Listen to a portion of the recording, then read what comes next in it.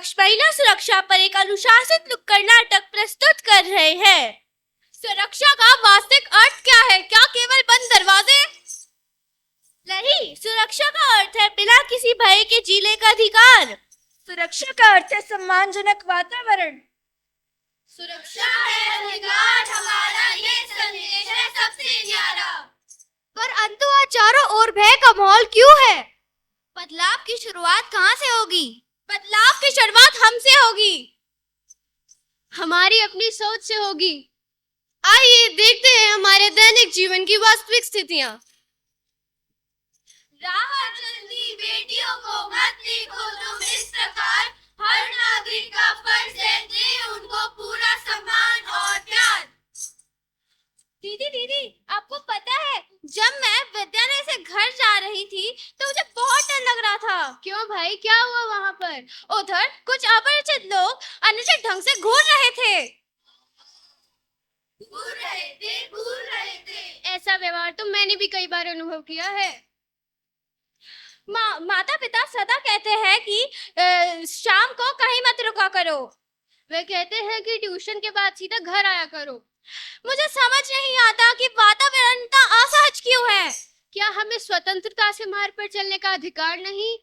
क्या हमारी सुरक्षा इन सीमा में बंधी रहेगी? जब देश प्रगति कर रहा है तो हम असुरक्षित क्यों हैं? सुरक्षित बचपन सुरक्षित कल, तभी मिलेगा समस्या का हल।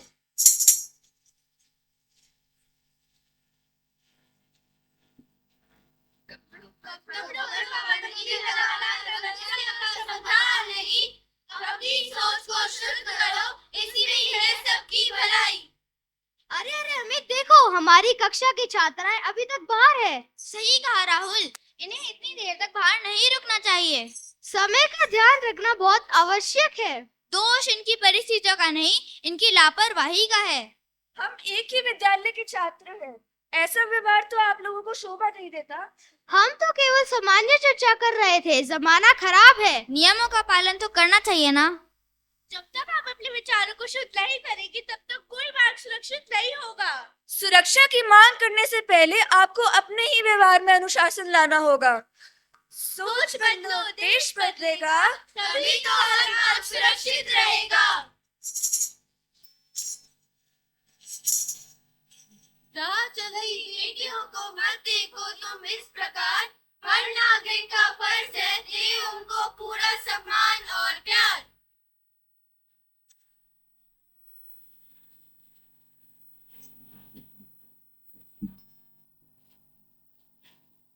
नमस्ते बच्चों, हम आंगनवाड़ी केंद्र की ओर से आए हैं।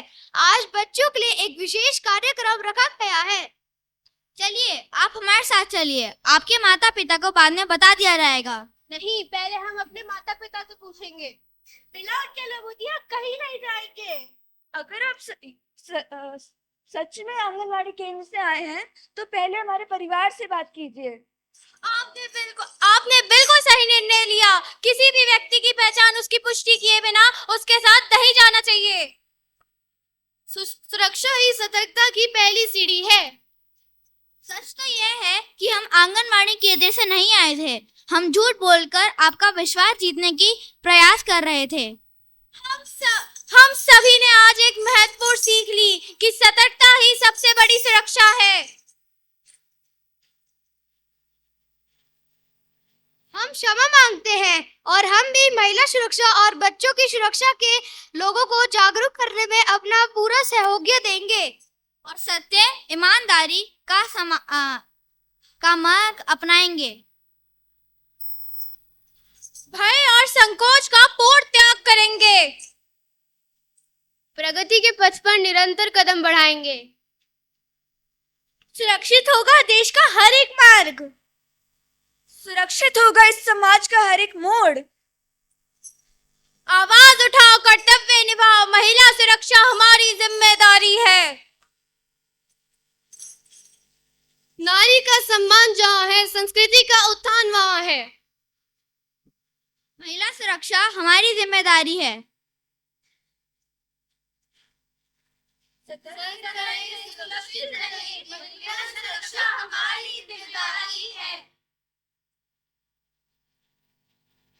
बदलेंगे हम अपनी पहचान, सुरक्षित होगा हमारा हिंदुस्तान। जय हिंद, धन्यवाद।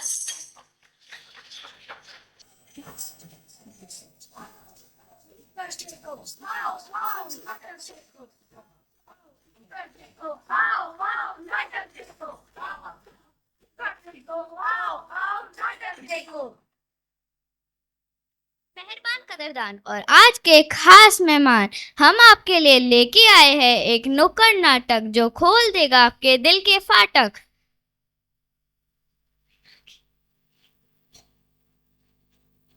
नमस्कार दोस्तों, आज हम आपके सामने एक ऐसा विषय लेकर आए हैं जो हमारे जीवन से जुड़ा है।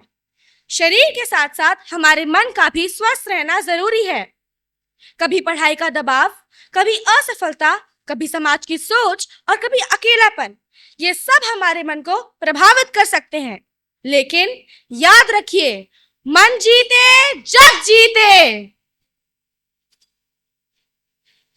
दृश्य 1, स्कूल का दृश्य।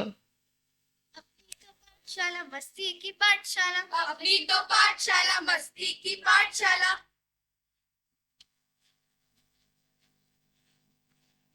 सुप्रभात सर। सुप्रभात, सुप्रभात। अरे चुप करो, कितना शोर मचा रहे हो, चुप करो। अरे चुप भी हो जाओ। और तुम चुप करो, बहुत शोर मचाते हो। क्या हुआ, आज इतने चुप क्यों हो? सर ने पूरी क्लास के सामने डांट दिया। लगता है मैं किसी काम का नहीं हूँ। अरे हर बात का यह मतलब थोड़ी ना है कि तुम बेकार हो। कई बार शिक्षक इसलिए टोकते हैं ताकि हम अपनी गलती का सुधार कर सके। बेटा, हमारा उद्देश्य किसी का दिल दुखाना नहीं, तुम्हें बेहतर बनाना है। मतलब एक डांट से पूरी जिंदगी का फैसला नहीं करना चाहिए? बिल्कुल नहीं, अनुशासन सिखाना तो शिक्षा का हिस्सा होता है। दोस्तों, जरा सी डांट, जरा सी आलोचना या परीक्षा का दबाव, इनमें से कोई भी आपकी पहचान तय नहीं करता। अपने मन की बात को दबाइए मत, बात कीजिए, मदद लीजिए और याद रखिए, जीवन के हर कठिन दौर के बाद आगे बढ़ने का रास्ता होता है। डांट से सीखो, हार से लड़ो, मुश्किल आए हिम्मत से बढ़ो। दृश्य 2, डिप्रेशन से बदनाम समाज। मुझे कुछ अच्छा नहीं लगता, नींद नहीं आती, हर समय बेचैनी रहती है। फोन छीन लो, घूमने भेज दो, 2 दिन में ठीक हो जाएगा। ये सब तो बस बहाने हैं, पागल हो गया है। नहीं, डिप्रेशन पागलपन नहीं है। जैसे बुखार का इलाज होता है, वैसे ही मानसिक स्वास्थ्य की समस्याओं का भी इलाज या सहायता उपलब्ध है। समय पर मदद लेना कमजोरी नहीं बल्कि साहस है। मन भी है तन जैसा प्यारा, मत समझो इसको बेकार। दिल की बात जो कह देता है, वही बनता है समझदार। अब दृश्य 3, एक पेपर से बड़ी है जिंदगी। सुनो सुनो सुनो, ध्यान लगाओ, पढ़ाई के दबाव का सच बताओ।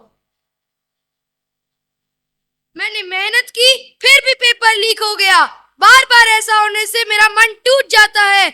मुझे डर लगने लगा है कि मेरा भविष्य क्या होगा। नहीं राहुल, एक पेपर तुम्हारी पहचान नहीं। तुम निरंतर प्रयास करते रहो और खुद पर विश्वास रखो, और दुखी होने पर अकेले मत रहो, बल्कि किसी बड़े से अपना दुख जरूर साझा करो। कर हर मैदान फतेह, कर हर मैदान फतेह, कर हर मैदान फतेह। बेटा, तुम परेशान मत हो। तुम्हारी जिंदगी और तुम्हारी खुशी सबसे ज्यादा जरूरी है। मुश्किलें आएंगी, लेकिन हिम्मत और मेहनत से उनका रास्ता भी मिल जाएगा। आज जरूरत है कि हम छात्रों पर दबाव नहीं बल्कि उनका साथ दें। पेपर लीक जैसी समस्याओं से उनका मनोबल नहीं टूटना चाहिए। हमें शिक्षा व्यवस्था में सुधार और छात्रों के मानसिक स्वास्थ्य पर ध्यान देना होगा। ध्यान देना होगा। ध्यान देना होगा। याद रखिए, एक गलती, एक परीक्षा या जीवन का एक मुश्किल दौर आपकी पूरी जिंदगी तय नहीं करता। अपने मन को मजबूत बनाइए, मदद लीजिए और हमेशा आगे बढ़ते रहिए।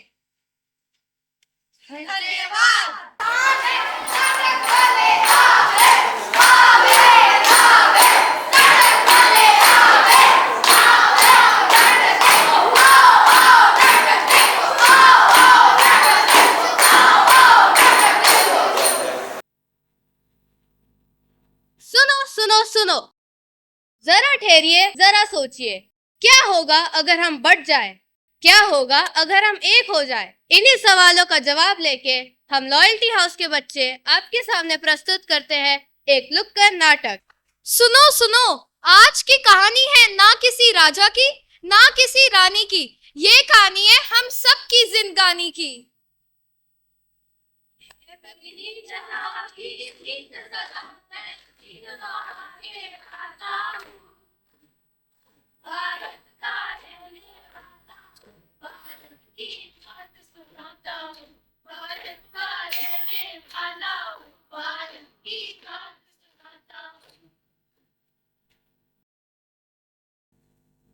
आज मोबाइल स्मार्ट हो गया है, इंसान छोटा हो गया है, इमारतें ऊंची हो गई है, रिश्ते छोटे हो गए हैं। सब कहते हैं मेरा धर्म, मेरी जाति, मेरी भाषा, लेकिन हमारा भारत कौन कहता है? कौन कहता है? कौन कहता है? मैं सबसे बड़ी, नहीं, मेरी जाति सबसे बड़ी, हमारा धर्म सबसे अच्छा, हमारा राज्य सबसे महान। इसमें मत मिलो, इसमें भरोसा मत करो, ये हमारे जैसे नहीं है।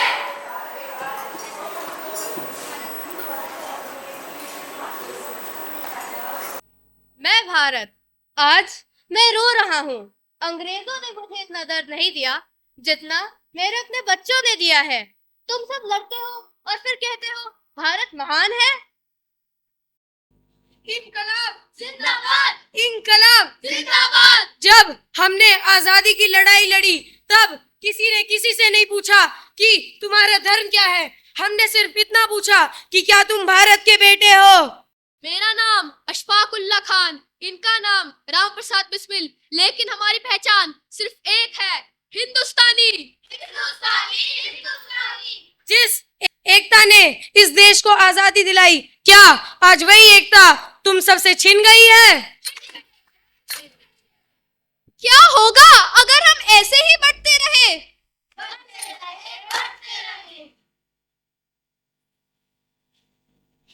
माँ, मैंने सीमा तो बचा ली, क्या अब देश भी बचे रहेगा? बेटा तुम ऐसे क्यों कह रहे? माँ, मैंने कभी किसी से नहीं पूछा वो किस जाति का है, किस धर्म का है, किस भाषा में बोलता है। हम सबकी पहचान एक थी, भारत। जब गोली चलती है तो वह दुश्मनों को देखकर नहीं लगती। वो भी सिर्फ एक बात जानते हैं, अगर धर्म एक है तो उसे हराना असंभव है। अगर हम आपस में लड़ेंगे तो दुश्मन को जीतने की जरूरत नहीं पड़ेगी। हम सब एक हैं, हिंदुस्तानी। हिंदुस्तानी, हिंदुस्तानी, मेरे देश प्रेमियों, आपस में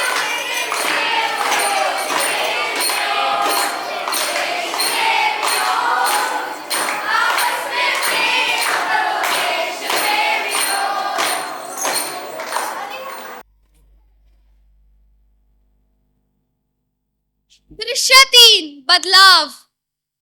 आज समझ आया, जाति से पहले देश है, धर्म से पहले मानवता है, भाषा से पहले अपनापन है और सबसे ऊपर भारत है।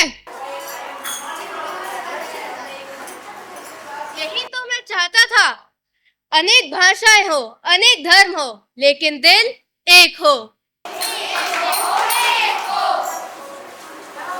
याद रखो, आजादी हमें विरासत में नहीं मिली, हजारों बलिदानों की कीमत पर मिली है। इसे नफरत में मत बांटो। अगर आज भी हम सब एक हो जाए तो दुनिया की कोई भी ताकत हो भारत को झुका नहीं सकती।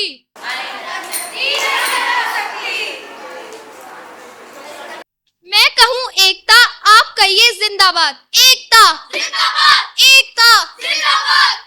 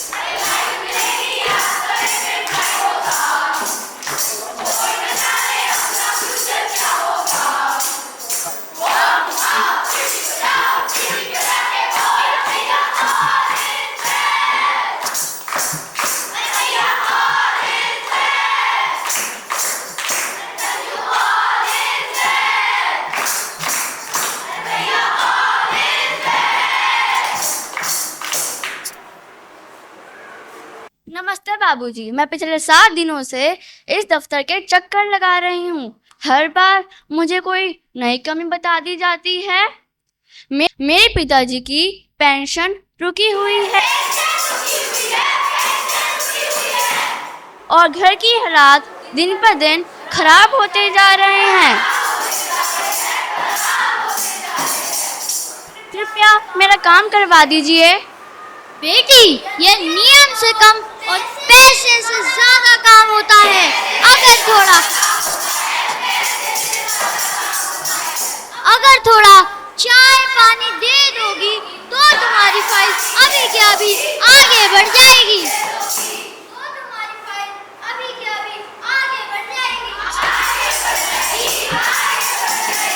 आपका मतलब रिश्वत? नाम चाहे जो भी दे दो, यहाँ का दस्तूर ही ऐसा बन गया है। लेकिन रिश्वत लेना और देना दोनों गुनाह है। गुनाह अपनी जगह है और काम अपनी जगह। अगर काम करवाना है तो पैसे तो खर्चने पड़ेंगे।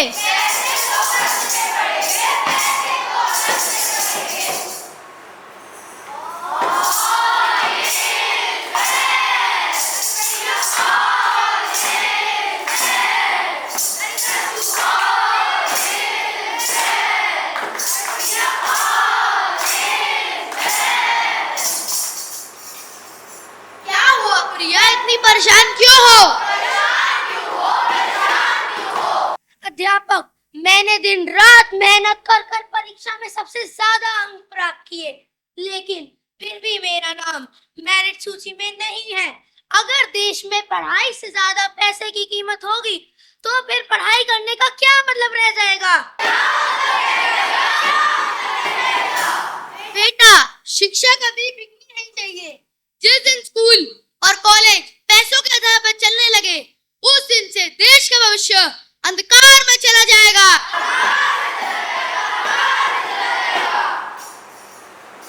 सर, क्या कभी सच्चाई व मेहनत जीत पाएंगे? जरूर जीतेंगे, लेकिन जब हम सब मिलकर भ्रष्टाचार के खिलाफ आवाज उठाएंगे।